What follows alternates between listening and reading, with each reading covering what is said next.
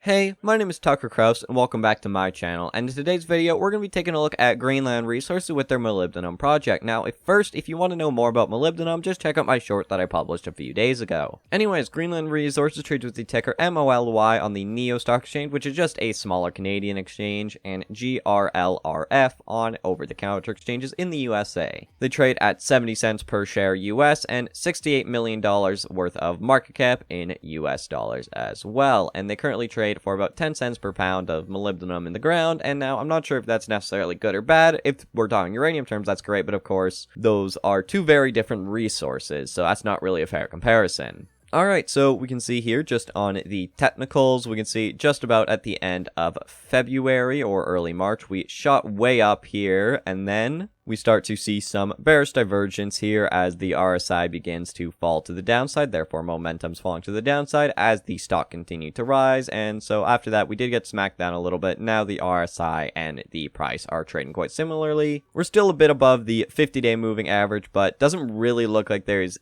too much support up here, so we could fall further, and we see here the next best area support seems to vaguely be in the 60-cent range, but as you can see here, most where this line's drawn, it's pretty messy. Alright, so quickly going to this, if you're not subscribed right now, it's free. Make sure to go subscribe right now so you don't miss any future videos, because only about 25% of you subscribe, and it helps me a whole lot if you do just go quickly hit that subscribe button. It's 5 seconds, and it's not going to cost you anything. Anyways, now let's get into some snippets from their presentation. So this is company highlights here. So they 100% own this deposit, which is of course good, and then quickly on molybdenum, it's a critical mineral needed in all future green energy technologies, and then they are going to use a whole bunch of stuff on their mine when it's coming to the environment so that there's not as many CO2 emissions and that sort of thing. And then they just came out with a brand new feasibility study, and they are capable of supplying 20 years of about a quarter of Europe's total molybdenum demand, and keep in mind they consume 25% of global molybdenum, and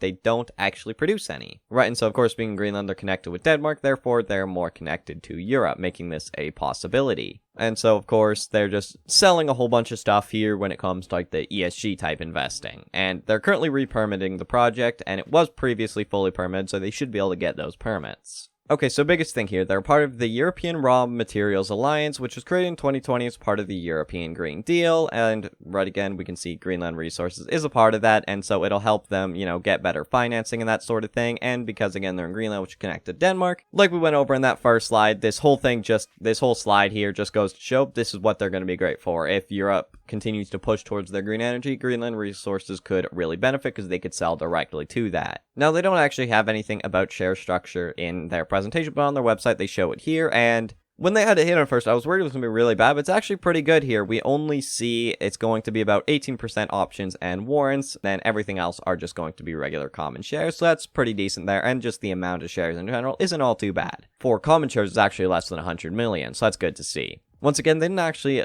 show any insider ownership, so I just had to go to the SEDI archive, and so I was able just to go to their executive chairman / president's ownership. That was just the one that I checked, and he owns a whole lot of the company, about 14% of it, so that is insane. I'm not really sure why they would hide that, because those are some really good numbers. I really like high insider ownership, because this again shows their lead guy is really confident, and so definitely really good here. Alright, so going into the project overview, I'm not even going to try and pronounce what their deposit is called, but it's got 703 million pounds in the ground, and they're going to be producing about 478 million pounds of that. There's a 2.5% royalty with 25% tax rate, a 0.178% parts per 100 grade. Then with an initial capex of 820 million and sustaining capex of 218 million, or just over $1 billion total in capex, with $8.04 per pound. In OPEX, for reference, molybdenum is currently about $21 per pound. The DCF is going to assume 2023 construction, and construction will take 3 years, and production will last for 20 years. And even after all that production, there'll still be a whole bunch more pounds in the ground. So let's get right into the DCF.